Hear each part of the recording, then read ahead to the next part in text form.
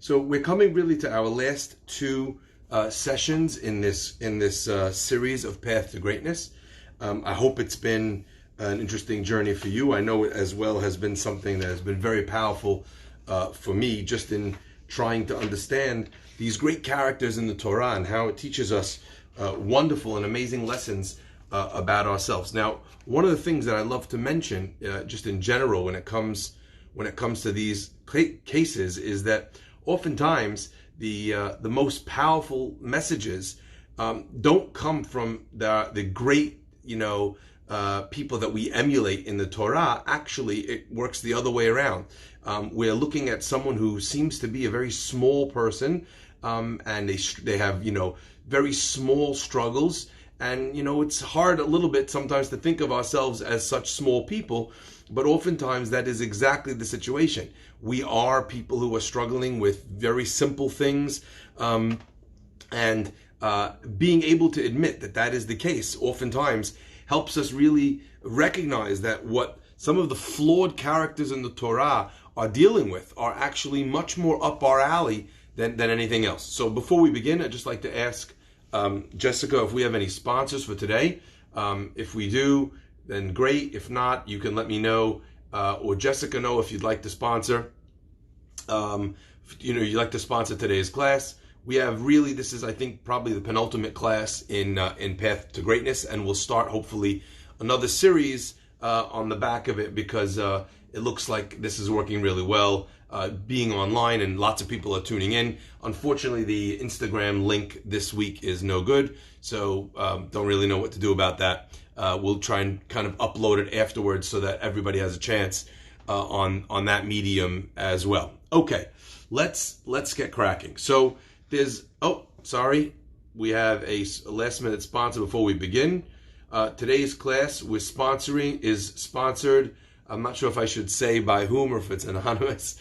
Today's class has been sponsored in honor of the Shochet family of Haron and Sandra, and the bride and groom Layla and Akiva Raskin, who got married yesterday, by the entire Dahan clan, from Peggy and Morris and Aaron and Sophie and Raquel, and I'm sure those sentiments are felt as well by everyone else in our community who loves the Haron and Sandra clan as much as we do. Okay, so last week we talked a little bit about King David, and King David's expression of chatati, where he says, I've sinned. And even though we've discussed actually that the sin that he did was so minimal, it was so small, and yet at the same time, he was willing to not only say chatati, that I sinned, he was willing even to kind of take responsibility for the fact that something that he had a right to be able to do. So we now go to another king, a king that precedes King David by 1,000 years, all right? And his name is Avimelech. And I just want to share with you the unfolding of the story, and then we'll analyze it together, because I think we see perhaps more of Avimelech in ourselves than we see in King David. So what happens? What's the story? Avram reaches this land, the land of the Philistine. He realizes that he must change the nature of his relationship with his wife when he communicates to all these people. So he says to his wife, please do me a favor, don't say that you're my wife. If they ask you, if they figure out how to catch us, he actually hides his wife in a box. If they catch on to our ruse, don't say that you're my wife, say that you're my sister. Okay, why is Abraham lying about this? Because he knows that if he tells the truth, then they're going to take his wife, they'll steal his wife, and they'll kill him. All right? Fascinating. All right? So what's interesting to me is that's what happens. Exactly as Abraham fears, that's what takes place. Sod's law, like they say. If anything can go wrong, or Murphy's law, it can go wrong, it will go wrong. And that's exactly what happens. He comes there, they find his wife. She says, I'm his sister, not his wife. She gets taken to Avimelech, and Avimelech decides that he's going to make this woman, who apparently is available, he's going to make her his wife. Okay? Avimelech has a dream, and in the dream, God comes to him and says, behold, you will die because you took this woman, and she's basically the wife of this prophet, of this Navi, of Avraham Avinu. Avimelech gets very, very afraid, and he says, Hagoy gam tzaddik, Hagoy tzaddik gam rasha ta'aroga. You're going to kill a righteous nation, a righteous person, along with someone who's done something wrong? I didn't know. What do you want from my life? Avraham came and said that this woman is not actually his wife. He said it's his sister, which meant that she was available. She was fair game. And if that's the case, what do you want from me? God says, okay, return the wife, and if not, you're going to die. Now, the Alter asks an unbelievable question. He says, wait a second, hold on one second. So one more time. Avram says it's his sister. Avimelech takes her because she's available. Hashem comes and says, return her or you're going to die because she's the wife of the prophet. Avimelech says, what do you mean? I've done nothing wrong, right? They told me she was available. And Hashem says again, return or you're going to die, okay? Now, what's interesting here is that God doesn't say you're going to die because Avimelech actually was right. He didn't know that this was a married woman, okay? And yet, Hashem says, return her or you're going to die. Avimelech says, are you going to kill a righteous person along with someone who's blameless? Hold up. Who said anything about killing you, Avimelech? All he said was return the woman. So it seems like Avimelech is not actually saying that he was going to be punished. Avimelech is saying that I don't want to return her. Even if I know that this is who she is, I don't want to return her. Is that clear? I want to keep her, and I don't want to die. Are you going to, I didn't know. You can't blame me. It's such an interesting thing because, again, there's a contradiction here in terms. If you don't return her, you're not a righteous person. Why are you asking God if he's going to kill the righteous along with the blameless? And if you are going to return her, then what's the problem? No one's getting killed. No one has to die here today. And we see something unbelievable. What Avimelech felt was, even though I know this is wrong, even though I know that I'm making a mistake, because now you're telling me, I don't want to do what's right. And who's talking to Avimelech? Not his rabbi, not his lawyer, God himself. God saying, this is wrong. And Avimelech is saying, well, I didn't know. What does that mean? But now you know. And the answer actually is something which speaks directly to the psyche of most human beings, if you think about it. So many of us are going through this exact concept. I don't know if you've ever done this before. I have, okay? You get a late charge on your bill. You call the credit card company or the phone company or whatever, and you say, I didn't get a bill in the mail. Has that ever happened to anybody here? Yeah, I'm sure that's happened to loads of you. I didn't get a bill in the mail. The credit card company says, well, your payment is late. We have to charge you. And you say, well, there was no letter in the mail. I didn't know. What do you mean you didn't know? You owe money. It's your responsibility to pay money that you owe. Okay? Why are we hiding behind the fact that we didn't know? As if it's their responsibility to tell me. And if they don't tell me, or if they didn't tell me in a way that I did find out, then they failed, not me. We're so busy trying to figure out how to dump our responsibilities on everyone else around us, this blame culture, where we're in fact actually doing incredible crime. And I want to just share what this means. Why does Avraham actually lie? And Avimelech says, why'd you do this to me? And Avraham says, well, what do you want from me? I saw that there was no fear of God in this place. How did Avraham know that there was no fear of God? Rashi says, you know how he knew? Because the very first thing, actually, and he kind of draws the inference from the Pasuk, that the very first question they asked him is this your wife? Like, not who are you, where are you from, do you need a place to eat? The only thing they were interested in was, is this your wife? And I was nervous, v'hareguni al devarshi. I was worried, and I knew from that moment that a people who were obsessed, and their first question is, what is the marital status of this woman? These are people who are going to stop at nothing to have what their heart desires. Now, Avimelech had created a situation where the culture around him was rotten. When the king is rotten, then the subjects are rotten.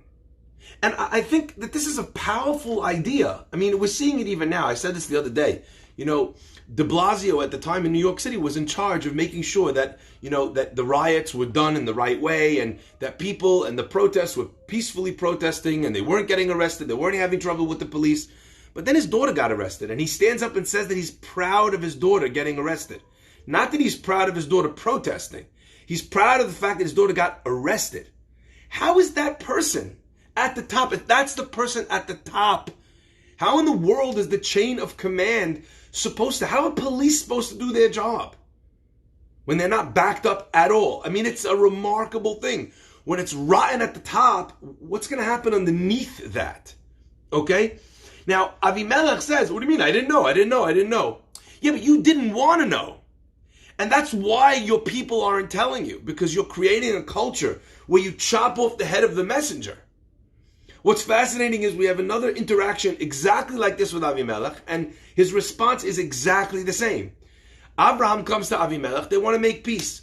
Abraham says, okay, if we're going to make peace, let's get all the beef out on the table, all right? What's the beef? Abraham says, look, I built these wells, and you've taken these wells from me, and they're my property. And Abraham says, what are you talking about? Anochi lo yadati. I didn't know, he says to him. And not only didn't I know, no one ever mentioned to me, and you never told me. Only first time hearing about this is today. So it seems like Avimelech's go-to answer is, I didn't know. How many people do you know like this? Can't believe you hurt my feelings. I can't believe you would have said that. Oh, I didn't know that you were sensitive about this kind of thing. I thought you would realize I was joking. I wish you would have told me that you needed X. I wish you would have told me that I needed to have it by this day. It's the constant idea of always trying to shift blame and responsibility to everybody else. I love the idea that Avimelech's name, Avimelech means my father is the king, actually describes this person to a T. He's the type of person that says, my father is the king. Now, ironically, Avimelech, what is his job? He is the king. But he's capable of constantly saying to someone, why is your kingdom this way? Avimelech, my father's the king. Go speak to somebody else. Go speak to the person that came before me. I inherited a bad economy. I inherited this. Now, what's true in politics is also true in families. What do you want me to do? There's nothing I can do. This is the type of person that they were when they came into the marriage. This is the type of kid that they are. Of course I'm always angry at my kid because, he's a difficult child, constantly shifting the blame to everybody else. So one of the most powerful things in the human condition that a person can do is being comfortable being wrong. Now that sounds like a crazy thing, because I would think that one of the most important jobs in this world was to be right. But actually, no one is right all the time. And if you want to be right more often, then the way you are right more often is by willing to admit more often that you were wrong. Fascinating. So one of the great human powers is to admit and to accept responsibility. But the crime of Avimelech is even more sinister, because it takes the person who actually is the victim in the scenario. Avram is the victim in the scenario. And what does Avimelech say? You didn't tell me. Yeah, because you were going to kill me if I told you. The greatest tragedy, the greatest crime is when a perpetrator, when an aggressor takes the onus of that aggression and puts it on the person. You have an abusive husband, and what's the reason that he gives? She gets on my nerves. What do you want from me? She gets on my nerves. As if the problem in the relationship is her. Amazing. I want to add as well how far down this goes. Because actually, when a person is capable of showing or sharing that they are wrong, it illustrates that there's a certain health in themselves. Because if you're a person that always thinks you're wrong, you can never give in. If you're a person that feels that generally I'm in the right, generally I'm a good person, generally I do well, it's very easy to say I'm wrong. Because you know what? It doesn't destroy your self-worth. Now, Rabbi Perry describes an unbelievable scenario. And listen to this scenario that he describes in his book. He says as follows. He says, this woman comes and she's talking about the fact that there's a person in her family who's incredibly cruel. I actually had a story just recently, with someone who called me, and it was a family member who was just doing them wrong in every possible way. Infringing on their territory, driving them up the wall, taking things that were theirs. It was remarkable. I mean, just to think about the level of cruelty that this person was experiencing at the hands of this other family member. And they were crushed by it. And listen to what Rabbi Peretz said to this person. He said, look, I'm sure it's very difficult, but aren't you glad that you're not the person in this relationship who's doing all these crimes, who's acting in this horrific way? If you had to be the person who was destroying someone else, or the person who was bearing the brunt of that, if you had to be the victim or the criminal, which would you rather choose?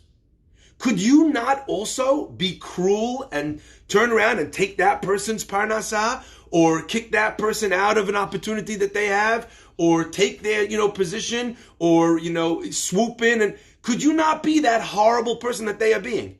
You could be the aggressor, you could be the criminal, but you happen to be the victim. Which would you rather be, victim or criminal? And I found in this such a profound wisdom. Not because, which would you rather be? Okay, that's the one would you rather be. No, because the hardest part about being the victim of a crime is not the victimhood.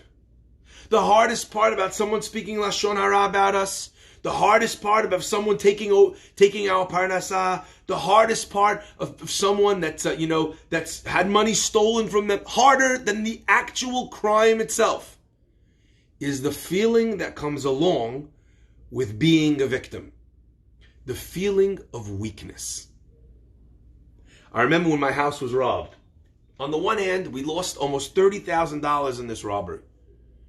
And it had with it so many different important things in our lives. And it was crushing. It was a crushing blow to think of all the different things that we lost. Crushing. You know what was worse than the feeling? Worse than the feeling of what we'd lost was the feeling of vulnerability. The feeling of being in my home and feeling unsafe in the place where a person is supposed to feel that is their safe place. That was the hardest part of being robbed. What Rab Per was trying to communicate here is that if you can see yourself as choosing rather to be the better person in this story, then not only are you the better person in the story, you are the stronger person in the story. And I cannot underestimate to you the importance of that word, stronger. You could be the perpetrator. You're saying, I would never do this to another human being, even though it's being done to me. Like, they're lying to the court. They're lying to our friends. I could lie and make up stories about them. I could do that. But I'm not willing to do that. It changes the way you think of yourself in that scenario. I'm not weak. I'm strong. Yes, they're still taking advantage of me. Yes, they're still hurting me. And I'm not denying that there is hurt. And that hurt might be incredibly deep. But I am not a weak person because someone else is trying to hurt me. I am a strong person because I am choosing not to reciprocate in the same mudslinging, less than human way that they are doing. And I can feel strength in that unwillingness to sink to that person's level. I can have a scenario of victimhood which makes me feel strong. What an unbelievable, mind-bending idea. Now, he relates an unbelievable story. There was a man in, who unfortunately he wasn't loyal to his wife. He wasn't the best husband. He messed around, whatever he did. Rightfully, of course, this woman decides she wants to get divorced. Okay? The guy's obviously, he's a lowlife before, he's a lowlife now. He starts, he's not paying the bills and everything. He's a disaster. He's not paying custody. He's not paying for the rent. He's an absent, less than father/husband. Who's the person that actually kind of gets involved in the story and sorts out this woman and the children? Her ex-father-in-law. And everyone goes around and saying, wow, what a special person this man is. But actually, if you think about it, what did he do? He recognized that it was his son that had made the mistake, it was his son that was in the wrong, and being willing to say that my son is wrong and my daughter or my ex-daughter-in-law is right, meant that, I mean, again, in the eyes of everybody, that was a tzaddik. Now, I'll give you another similar example. There was a man who walked out on his wife who was refusing to give her a get, disappeared off the face of the earth. The brother of this guy sees his sister-in-law, he sees her suffering, she has no get. He recognizes that his brother's wrong. He actually goes to the police or whatever it is. He finds and pays money to track the guy down. He finds his own brother, goes down to him in person and demands a get for his sister-in-law. Why? Because he was willing to admit that his brother was wrong. You know, sometimes we're unwilling to admit that we are wrong. Sometimes we are unwilling to talk about or admit our faults. But my faults actually sometimes is larger than my. Sometimes we can't admit that someone from our family did wrong. Like I find this all the time, where people in a family are siding with their family member, even though their family member is clearly in the wrong. Why would you do that? Why is that? And people, they feel actually, by the way, that they're doing the stand up, the just thing. Why? I'm sticking with my family. Why is that a thing? Yes, you need to support your brother, your father, your cousin, your whatever, or even your friend. But supporting them doesn't necessarily mean that you admit or you agree with their faults. Why is that? Why would that be a thing? Now, one of the things I tell people, I can't. What do you want from me, Rabbi? It's my brother. It's my cousin. It's my whatever. You know what I always ask? I say, imagine if your friend, instead of hurting that person, hurt you. Would you say, oh, it's my friend, I can't side against him? No. So the difference here is not actually whether or not you feel that doing this wrong means that you walk away from that friendship or you walk away from that family responsibility. It's just that it doesn't hurt you at all because someone else got hurt. Fascinating. So a lot of times people are unwilling to feel ownership or to recognize that if it's my family or my friend or my whatever, then yes, I actually am entitled to go to this family member and say, you did wrong. And you know what? I want to do something about it. I want to fix that situation. And I'm happy to help you fix it. But if you want to carry on denying that you did anything, I can't stand by that. I can't be with that, okay?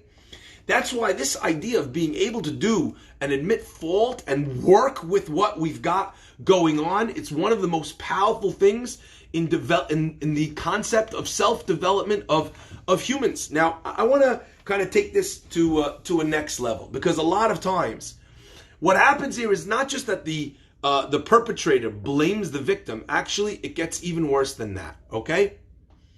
There was a man, unfortunately, who was driving down the street very, very quickly, icy road, tries to slam on the brakes. He's driving too fast. There's two women walking across the road. He smashes into these two women, and unfortunately, these two women die in the car crash. Terrible tragedy. He didn't mean to do it. Wasn't on purpose, but he was driving too fast. The judge rules that because he was driving too fast, they see the man, he looks like he's someone who's a religious man, you know, a principled fellow, you know, he's got a family, he's got this, he's got that. The judge says, you know what? I can't let you off the hook because actually you were driving too fast. It is somewhat your fault. So he says, but I can't throw the book at you because you didn't do it on purpose. So he rules that this man has to give back to society. He gives him extensive community service where for 4 hours, 5 hours a day, every day he needs to log on, he needs to go to this place, whatever he needs to do, you know, check in and work with, you know, disadvantaged children or whatever in the inner city, you know, streets and whatever the case is. This is what he needs to do. Amazing. The guy gets off the hook of murder, effectively, not intentional, but actual murder, and this is what he's given. Anyway, the next time the rabbi walks by, he sees him in the street, and the man says to him, Rabbi. He flags him down. He says, Rabbi, listen. Rabbi, did you hear what happened to me? Did you hear what happened to me? What happened to you? 2 people are dead, and you have to do a bit of community service. That's what happened to you? The worst scenario is the scenario of Avimelech, where Avimelech actually creates a situation where they have to lie to him, takes a person's wife, okay, finds out there's a person's wife, still doesn't actually even want to give her back because he's like, no one told me. I took this woman for free. I'm not giving her back, right? It's fascinating. And whose fault is it? It's Avram's fault. Did you hear what happened to me? I'm the victim in this scenario.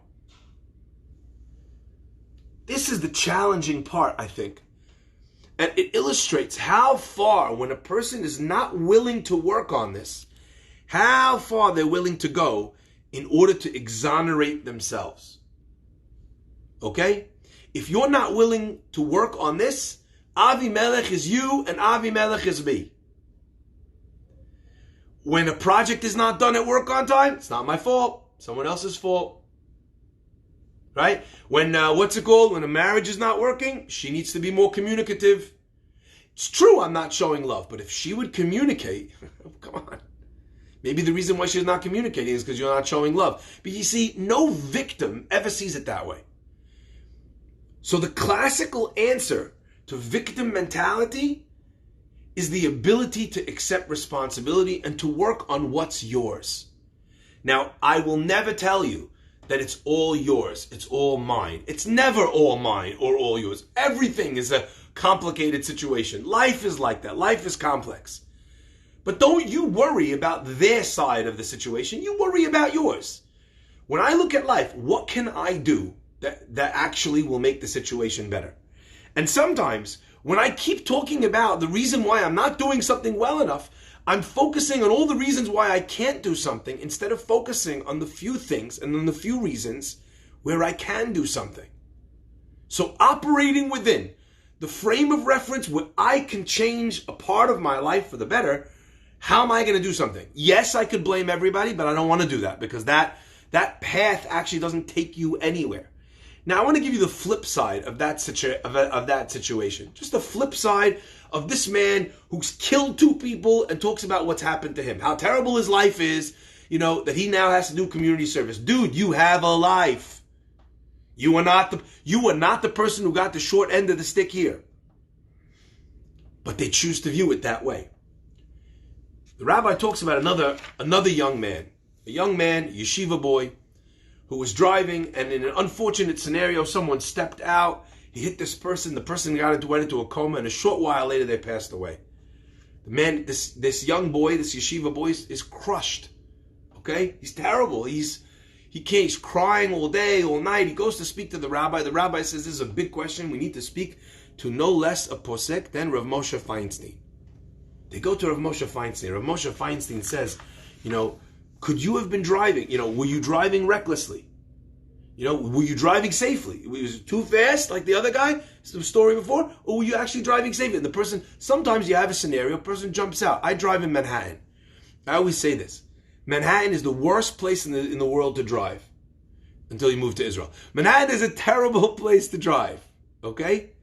People are always cutting you off. They're not looking. These guys on bikes are just swerving in front of you when you're doing 30 miles an hour. I mean, it's exhausting. You're like, you need to drive like this in the city. Otherwise, God knows what could happen. All right? Sometimes it's not your fault. The boy says, Rabbi, I was driving safely. There's nothing in the speed limit. I wasn't looking at my phone. I was looking straight out the window. There was nothing I could do. Rav Moshe says, okay, if that's the case, so he says you should accept on yourself that from now on, you're always going to ensure that you will drive safety along with all of the rules and all of the guidelines of the law, that you're going to be a very conscientious driver, okay? Because you could not have done more. He says, however, I would like to ask you to ask Mechila, go ask forgiveness from the person who's passed away. Rav Per arranges for this guy to go down and ask forgiveness from the person who's passed away. On the funeral, the Levaya, the casket is coming. He arranges with the Chevra Kadisha that it should drive down a road before it gets to the funeral. They open the side door, and this boy is asking Mechila, forgiveness from the person who died when he hit him with his car. The rabbi says, at that time, the kid is sitting there, he's melting in his hands. He's falling down. He's so broken, crying, distraught, that they had to physically hold him up while he's asking the person who passed away forgiveness before he gets buried. Okay? Funeral happens. A while later, maybe a few years later, this young man grows up, he moves to Eretz Israel, he's studying in yeshiva, he's going to start a family.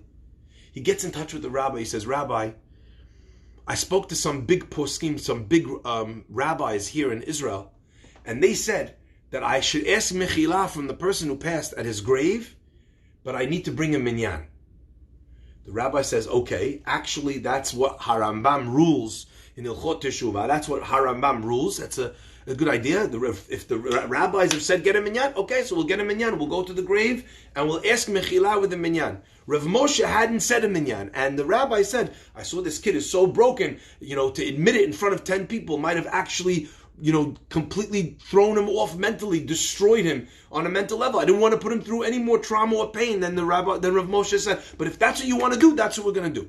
And he goes down and he asks, and actually the rabbi says, I think that was the only reason why he came back to America, was just to come to ask forgiveness with the minyan at this person's grave. Now, you know what struck me? I'm reading this in the book. Fantastic book. Everyone, if you want to, when we finish the series, you go through the book again. I mean, I can't tell you, it's gold. I'm just giving you the gold in this book. Listen to what he says. Okay, now, again, I want you to hear it, but hear how I'm hearing it. They went to ask Rav Moshe. Rav Moshe is the preeminent posek in all of America. What did Rav Moshe say? Ask mechila. He goes with his rabbi. They open the door. He asks mechila. It's a terrible experience. So much pain. He goes through the experience. However, you know what's so powerful to me? What's so powerful to me is that years later, he's still asking the question, how did these rabbis in Israel, how did they find out about this story to even tell him that he needs to ask mechila in front of a minyan? Because years later, after mechila, after Rav Moshe, he's still asking, look at what I did. And this is a person who could not have been driving more safely. And this is a person who already has the question, already has the mechila, already asked Rav Moshe Feinstein. It's not enough. That's what David HaMelech does. So on the one hand, you have David. David says, I sinned. But David says something else also. He says, Chatati negdi tamid. My sin is in front of me all the time. I'm always thinking about the fact that I did something wrong. It lives with me. My responsibility lives with me. Admitting that is very painful. It's very difficult. But we have to learn not to be afraid of pain. We have to learn not to be afraid. The most important things in our lives are going to be things that we earned with pain. Raising your children properly is painful. It requires you to do things that at times your children will stamp their feet and say that they hate you. It requires you to have to go in and have very uncomfortable, painful conversations with their teachers. When their teachers are not doing the right thing, it's much easier to just say, teacher's right. Much easier to tell the kid, yeah, whatever you like. Much easier. But ultimately, it's similar to the Band-Aid. It's painful when it rips out a couple of those hairs, but if you do it really slowly, you compound the pain. So in our life, when we are not willing to undergo the pain that it takes to admit fault and wrong and responsibility, ultimately the pain that we get at the end, it's painful to admit, but it's much more painful not to.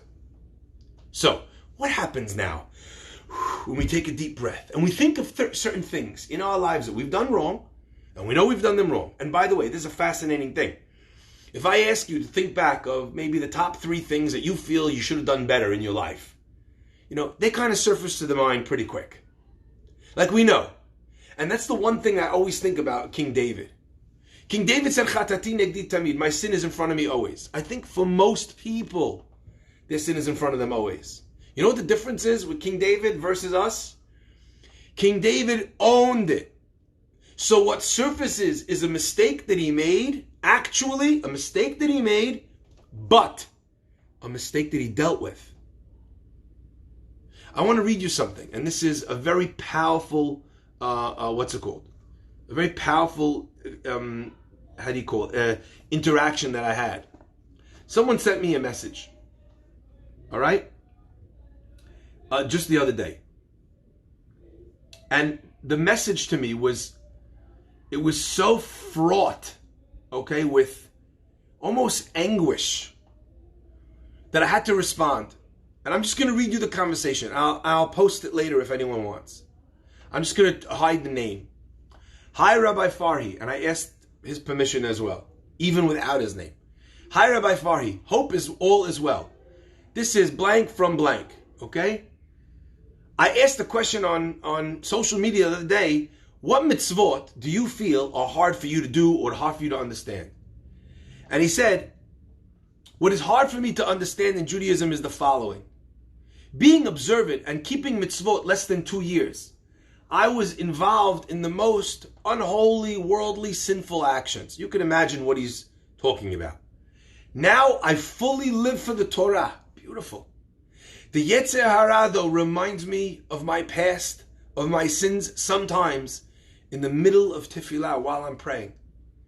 How can Hashem, being so holy, listen to our prayers of someone who was so unholy and still is occasionally reminded of that past?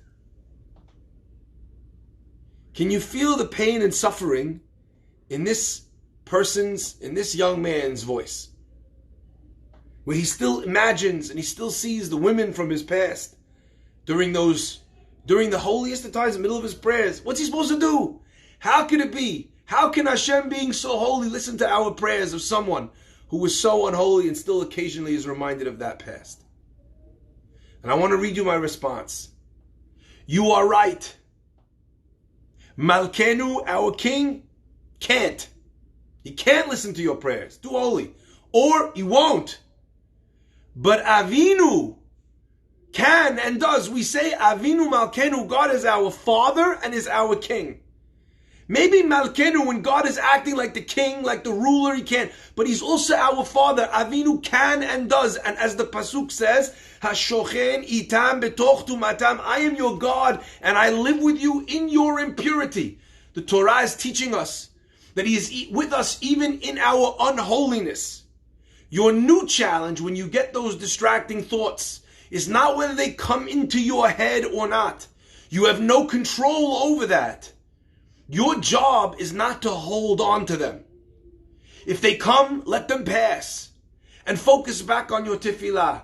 And fill your heart with thanks and joy that this is in your rear view mirror in your past and not in front of you in your future.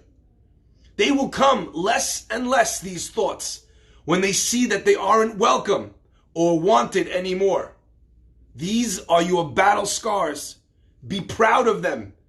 And pray to Him, pray to Hashem, v'taher libenu l'ovdecha be'emet, purify my heart to serve you in emet, in truth. I hope that you understand, Rabotai, the power of this. This is a man who chatati negdi tamid, his sin is in front of him always, but it's a sin that was. Once you can admit it, once you can repent for it, then it's a sin that was, not a sin that is. Not something for your past that haunts you still, but rather something that you actually can be proud of, not the sin, but the work that you put in to make things right. That is the power that each of us have in our hands when we figure out how we want to move forward from the things that we can admit that we've done wrong. Rabotai, I want to share that actually our world has changed rather drastically in the last, 30 years, 20 years. I'm not even sure how many years it is anymore. But maybe some of you can tell me when you feel that the world changed.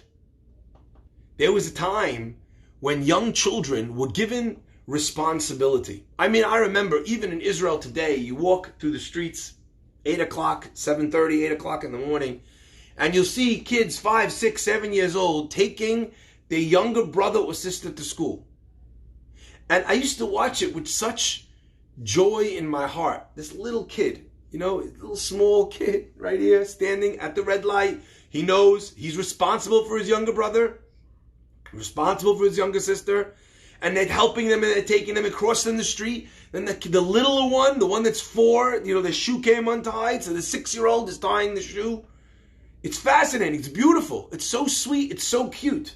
But aside from being sweet and aside from being cute and aside from being beautiful, it helps that child from a young age understands the concept of responsibility. I am not telling you that you need to send your 4-year-old to school with your 6-year-old. I'm not telling you that. And I'm not telling you that every area is an area in which you can do that. That's not the point. But I am talking about the idea that we live in a generation that infantilizes not just infants, infantilizes kids, infantilizes teenagers. How are they supposed to travel by themselves? How are they supposed to do this by them? When I was 13, I went to yeshiva. You're not living at home. You have to figure out how you do your own laundry. So is it a crime for a 13 or 14-year-old that lives at home to be asked to help out in doing laundry? But imagine you said that to your 14-year-old or 13-year-old. Wash your own clothes. They will report you to child services. Why can't they do? Why can't they take responsibility? But in a generation that absconds from responsibility when it comes to the elders, when it comes to older people, where everything is always someone else's fault, right? Whether it's in race issues, whether it's in politics, whether it's in family, disputes, the other person, it's always their fault, right? If that's the case, if that is the case, again, ladies and gentlemen, then if it's that way for adults, of course it's that way for children. But when we raise children that are given no levels of responsibility, that everything is done for them, what kind of adults do you think they'll turn out to be? The Alter continues and says that there are 2 prime motivating factors in people's lives. 2. It's fascinating because you think about all the different reasons why someone would do something. You think that there's a myriad of reasons why a person would do anything. And yet the Alter says there are 2 reasons. 2 reasons a person would do something. The first is because it is good. Because it is the right thing to do. Okay? So you give charity because it is the right thing to do. The second reason a person will do something is because it feels good. It feels good. Those 2 things are not the same. Do they ever collide? Absolutely. But they're not the same. There was a young man, the rabbi when he was a young man. He's sitting on the front porch of somebody's house. And this young couple has a little kid, maybe 3-4 years old. I've experienced stories like this myself. All of a sudden, a car pulls up in front of the house and it's on Shabbat. And this little kid turns to the person who just pulls up in the car and she says, she's 4 years old. She says, "Sir, excuse me. Are you Jewish?" He says, "Yeah." She says, "So why are you driving a car on Shabbat?" Now, the innocence, the purity of such a young child asking that question, it forces a person almost to take the question more seriously than they would if it came from an adult. If it came from an adult, what would you say? You'd probably use inappropriate language and tell the person, way to go. Okay? But when it comes from a little child, sometimes you feel like a responsibility to answer. So the guy looks at this girl and he says, "Because I want to." And he walks in his house. That's the end of the story. The answer to why we do most wrong things is because we want to. He didn't bother having a conversation with this child about how he didn't believe in Shabbat, or how he wasn't sure whether or not there was a creator of the world. Like, he didn't say, "Because I don't keep it." He just said, "Because I want to." Sometimes we're dishonest because we want to be. Sometimes we're less than perfect human beings, or we get angry, or we take revenge, or we're stingy, or we're impatient because we just want to be. That's what I feel like doing now. I feel like raging now. I feel like being angry now because my ego was challenged. That's just what I feel like doing. So there are two motivating factors in this world. One is good, and one is feels good. Now, the righteous and the wicked are both doing things that they do for the same reason. So the righteous person who keeps Shabbat and he loves Shabbat, it's the best experience of his life. It feels great. And he feels it's the right thing to do. Okay? The other guy who's working on Shabbat, what does he say? Yeah, you know what? I'm making more money. Feels great. And what about Israel? He says, yeah, I'm helping my family. You know, I'm working for my family. So the wicked guy, so to speak, the person who's not doing it, is doing it because it feels good. And actually, in his brain, it is good. Because he's now translated the breaking of Shabbat into something that he can translate as positive. He's making money for his family. So as an example, you yell at someone, you give it to them, and then you feel a little bit sheepish because you just humiliated them in front of everybody. And then what do you say when someone asks you, why'd you do that? The person says, he doesn't say because I just wanted to yell at him. I was angry and I couldn't control themselves. What do you say? Well, if someone doesn't stand up to him, he's never going to learn. That's not your job. That's not your job. What are you, his teacher? Right? When did you become responsible for his education?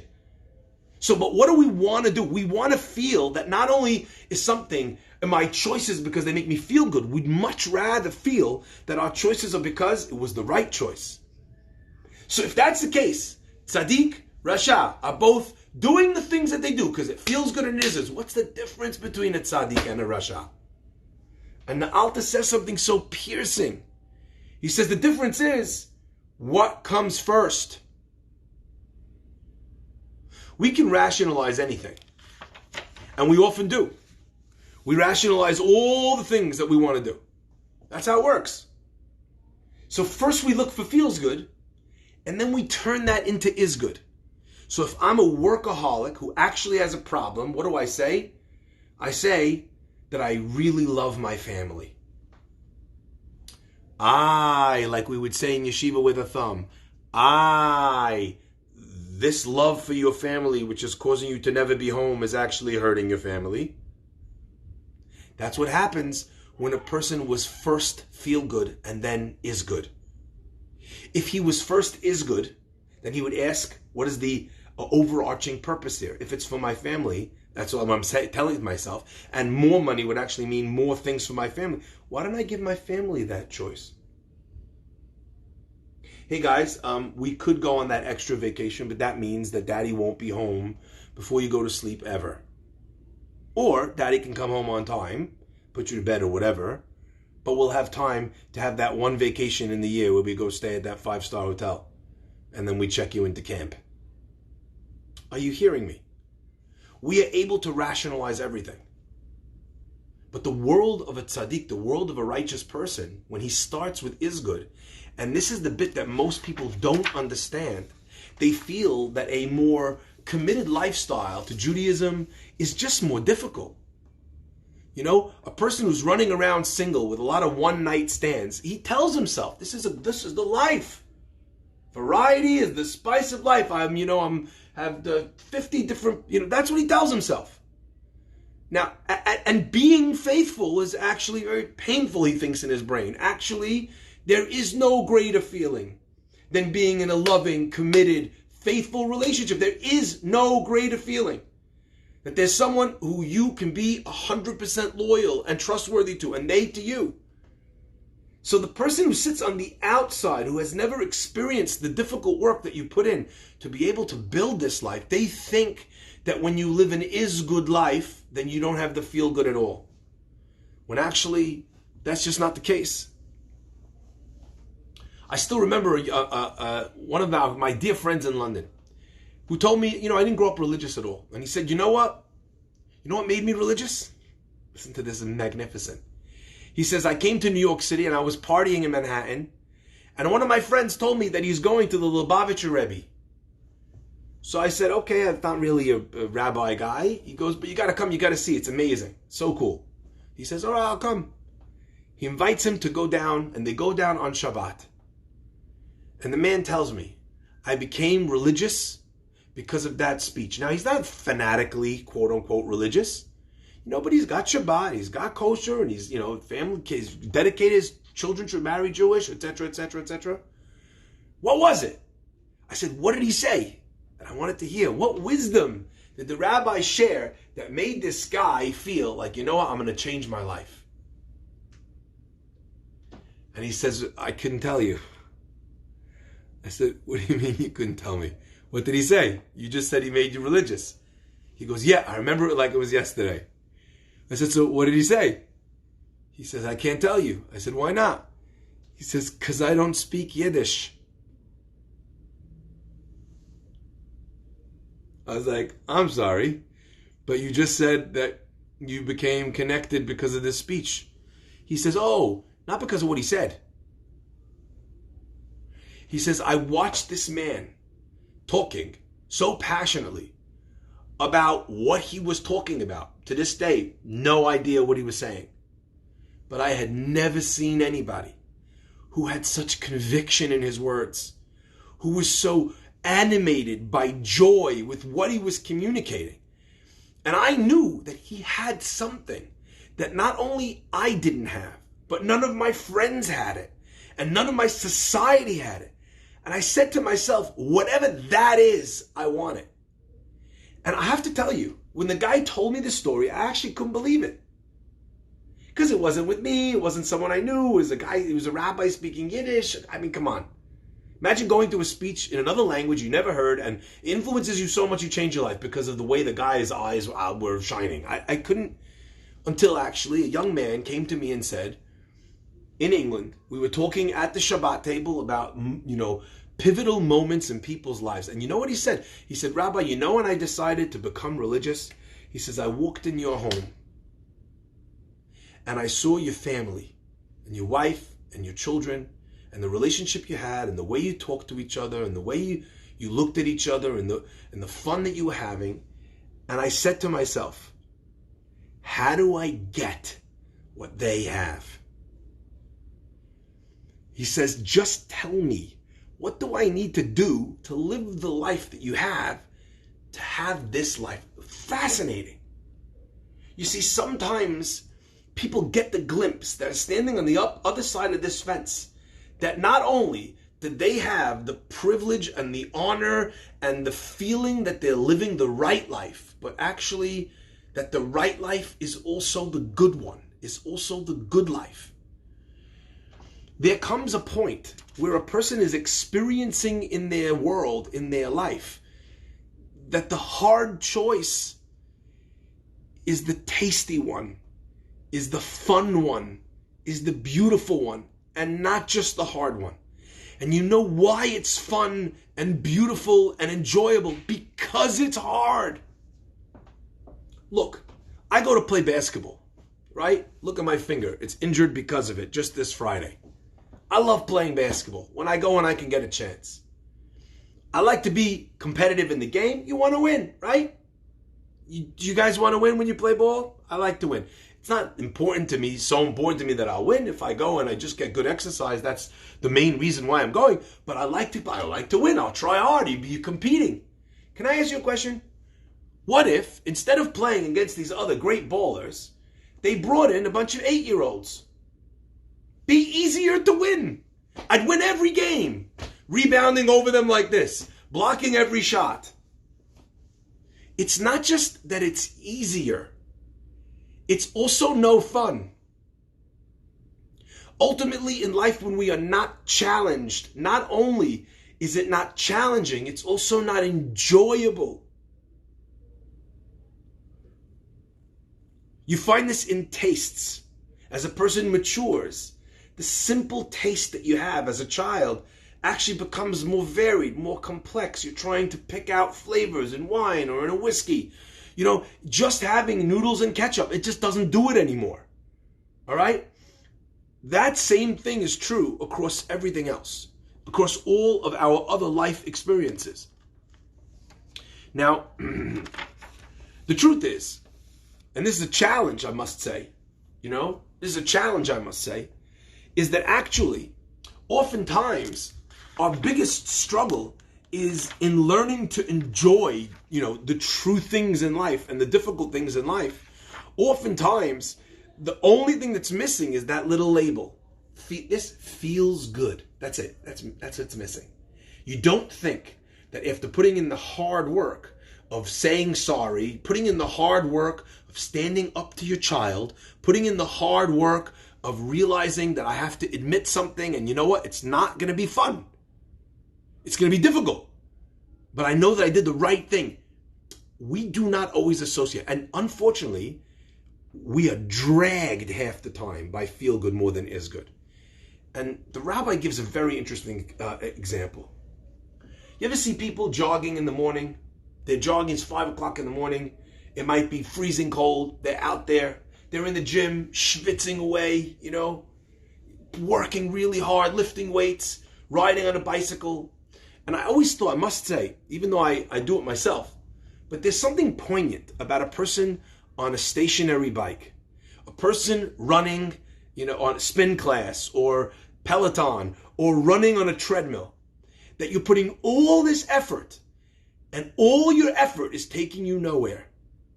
You're still in exactly the same place that you were, schwitzing for the effort, but you're exactly where you were when you started. Why are we doing this? You ask most people, they'll tell you, I want to get in shape.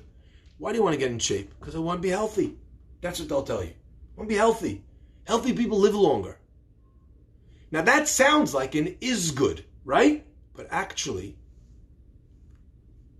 how often is that not because it is good, but because it feels good? And here's the mind bender. What would happen if when you rode on your bike and you rode on your treadmill and you lifted weights and you schwitzed all day in the gym, you became much healthier, but you also became fatter? Are you in it to be healthy, or are you in it to be skinny?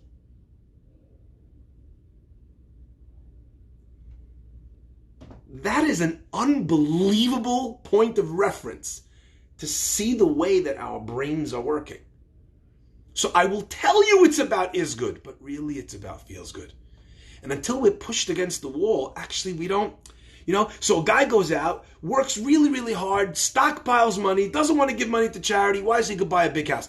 Ask him, why do you want a big house? The person will tell you, oh, you know what? He has space. It's so healthy for people to have space. Oh, it's healthy.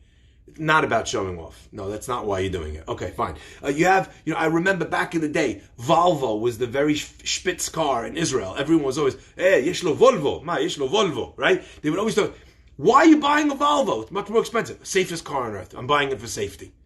So the car is for safety, and the house is for what's it called? Why are you putting on fancy clothes from designers? Rabbi, when I look good, it gives me confidence. Confidence is a good thing. Absolutely.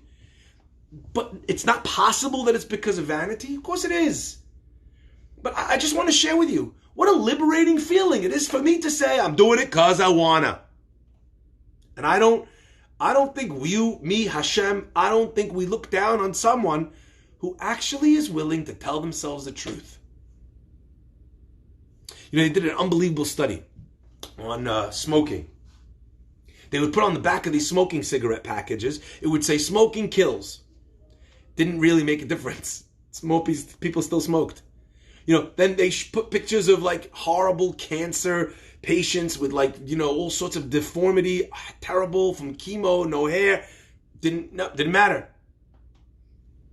And I thought to myself, I imagine what would happen if you put on a package that a teenager was going to buy, smoking causes acne. Show a picture of a kid with a pimple, giant pimple on the end of his nose. I think that would have a better impact than death. And I've always said this. And then I read an article that actually said exactly that. That the only images that seemed to work were not about the lung that was black and not about the smoking kills, but when they showed someone who had no hair. If you can admit, I want to look good, that's all right. That's all right. But just stop lying. Let's just be truthful. Embrace ourselves. Embrace ourselves when we're being petty. I'm being petty. I know it's stupid, but this is how I feel. That's good. That's growth. because that's emet, you know? And all societies are like this. And we like to look at our version and say our version makes sense. You know, those people are crazy. Let's give an example. You ever see one of those pictures where you have these African women who have like a giant round plate shoved under their lip and it's like hanging out and it's like a giant piece. And you're looking and you're like, this is so ugly. Why would they do this? You're like, oh, in their culture it's beautiful. You're like, weirdos. You ever see there was this fashion for a little while where people, instead of having an earring, they would put like a little circle in it. And then sometimes you see a giant circle, like, you know, this big. And you're like, ooh, weird. The person's beautiful.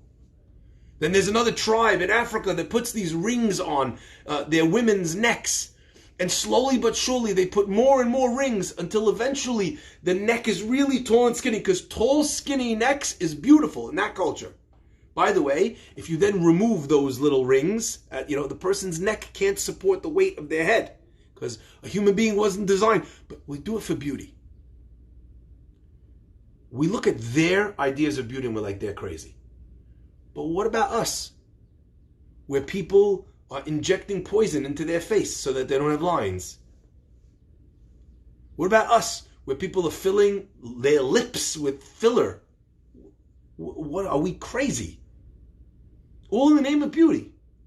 And by the way, in a year's time, they're going to decide that, I remember seeing a thing, what's it called? A big sign on one side of the highway. It said, I was driving on Highway 35, and I saw the big sign. It said there was, lip filler, whatever it was, where they inject, so you have fatter lips, because that's beautiful.